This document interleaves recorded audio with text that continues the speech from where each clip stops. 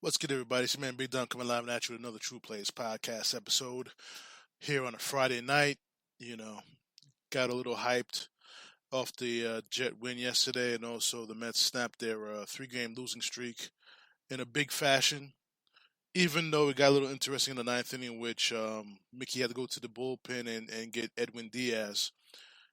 And I'm gonna speak about the Mets game because I've been flipping. I was flipping back and forth last night between the Jet preseason game and the Met game, and I saw some great things from the Mets.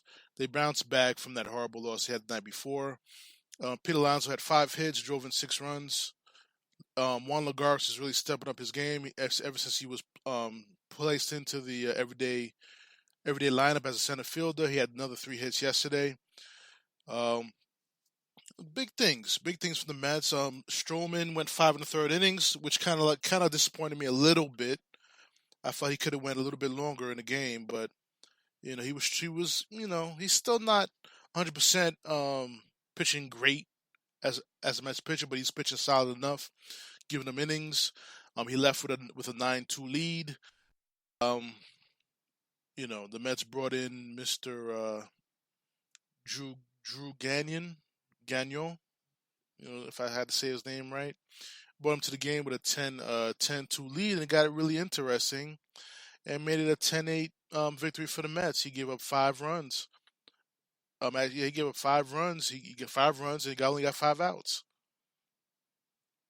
which forced Mickey to go into his bullpen and bring in Edwin Diaz, and Diaz locked it down, locked the victory down for the New York Mets, in which they ended up winning 10-8.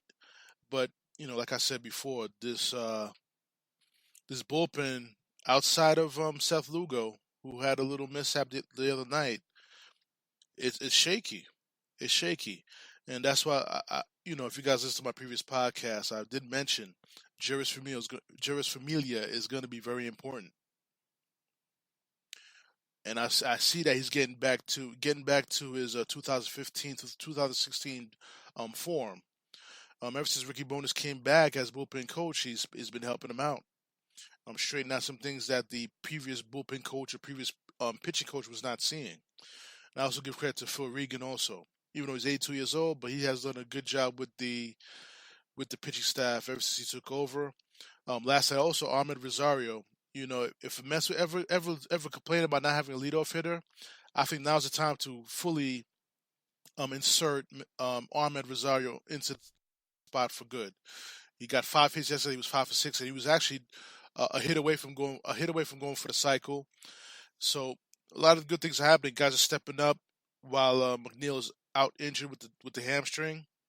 So a lot of great things happening. Panic had a good game yesterday also.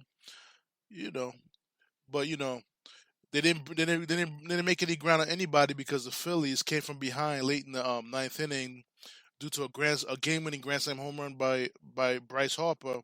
They end up stunning the Cubs 6-5 in Philadelphia. So the Mets didn't make any ground as far as that is concerned. But now, guys, I'm gonna flip over to the New York Jets preseason game in which they won 22-10. The one thing that bothers me about the New York Jets is that the extra point kicking is ridiculous. We had another miss extra point. The kicker that they brought in, Canizaro retired because he knew he was done. He knew he was done. He sucks. Yeah, albeit he had a great year last year, but he sucks this year. And you make an extra point without no pressure, then you shouldn't be on the team. And this guy they brought in, I don't even know his name. You gotta make extra points in this league to keep a job. And lucky enough for the Jets, they were able to pull this out. A lot of good things that I saw. They held out Le'Veon Bell again in the preseason game. I like how Sam Darnold is moving the offense great. They scored again. Um, they scored again on the first drive of the game, in which Ty Montgomery scored a touchdown off a run.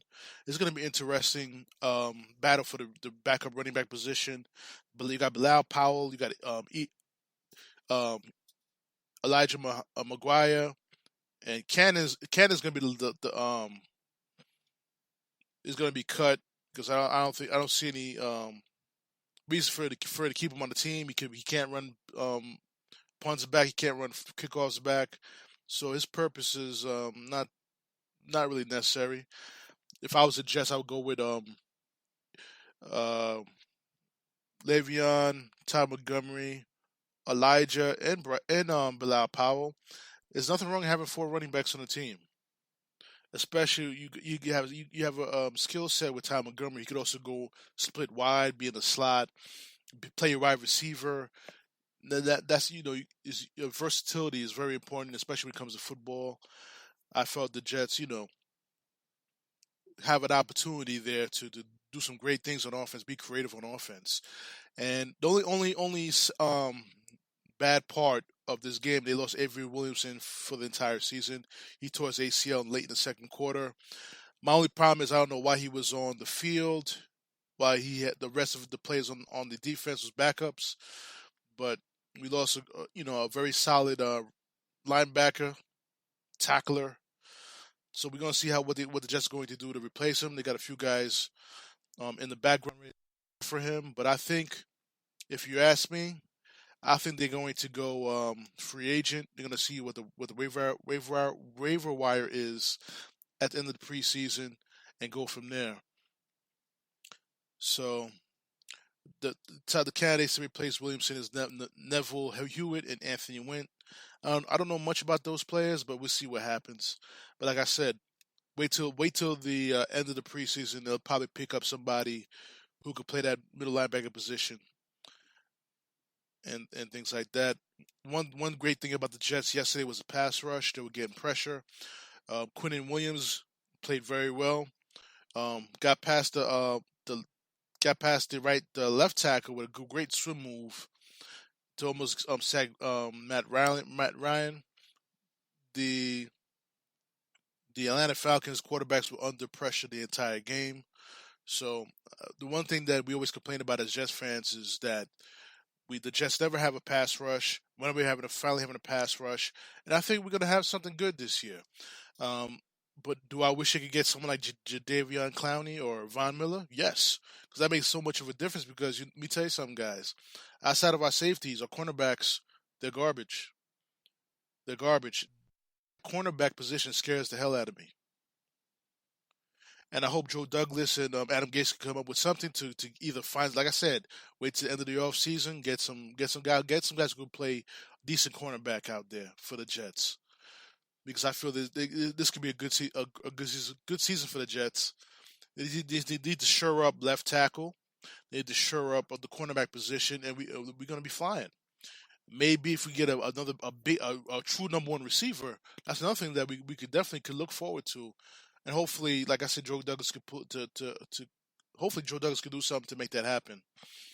So, like I said, I just seen on the clips of the SNY, Brandon Nemo is finally taking is on a rehab assignment in Port St. Lucie. Hopefully, he'll be back soon to join the team. So, we'll see what happens. The Mets need all the help they can get more offense, get more players on this team to ease the loss of Jeff McNeil. And we'll see what happens, guys. I said something good. I know the last episode I was really angry at Mickey Callaway. I know I've listened to other radio syndicates like Mike Francesa.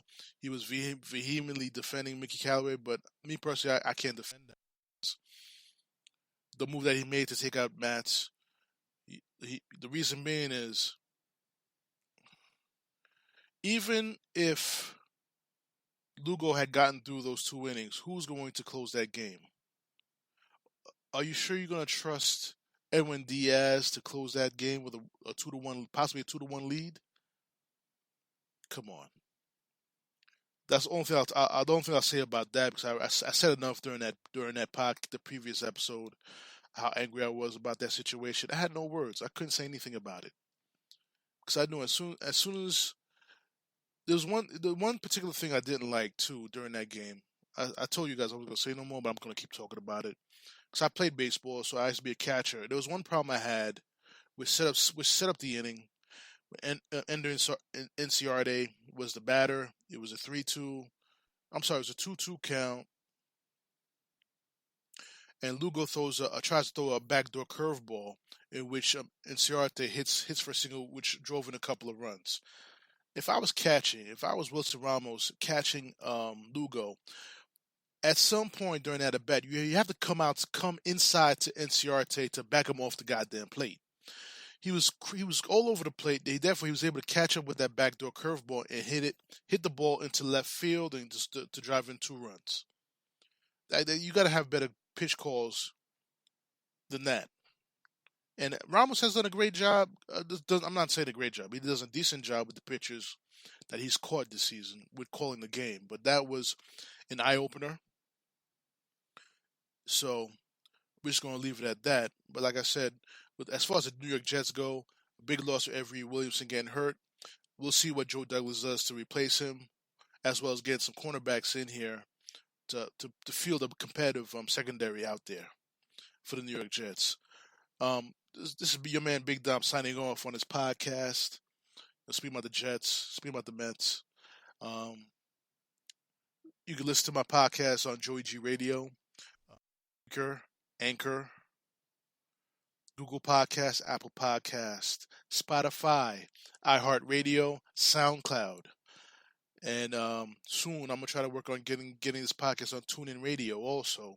So stay tuned for that. Also, when you listen to my podcast, definitely subscribe to my podcast. Subscribe to the channels for all upcoming new episodes. And also like my page on Facebook. If you like my post, definitely like my page. All right. So this is your man Big Dom signing off on the Truth Players podcast. I wish you guys a good night. The Mets are playing the Kansas City Royals tonight in Kansas City. Let's as Mets fans, let's help them get them on another streak, another winning streak. All right, I'm signing off. Peace.